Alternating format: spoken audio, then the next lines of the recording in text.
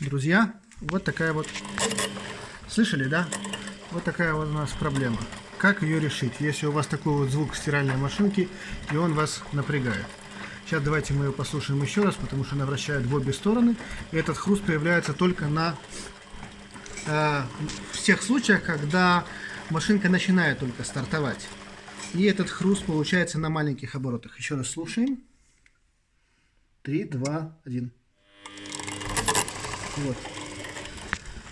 Это у нас, когда старый ремень, ему больше 10 лет, этот вопрос решается у нас, оказывается, вот таким вот способом. Берется вот такая штука, кондиционер-натяжитель. Вот он используется в машинах. И мы этим кондиционером-натяжителем делаем вот так вот.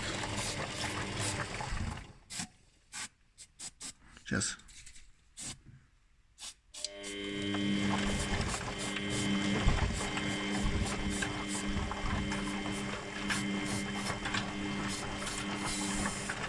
Все.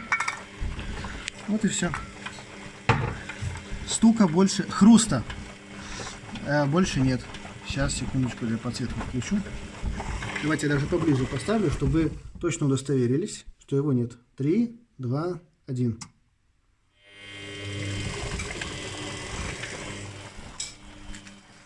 Вот так вот можно дешево и сердито решить вопрос, связанный с посторонним шумом в стиральной машинке. Не только LG, Samsung, во всех других тоже.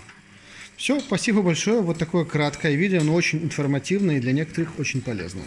Пока.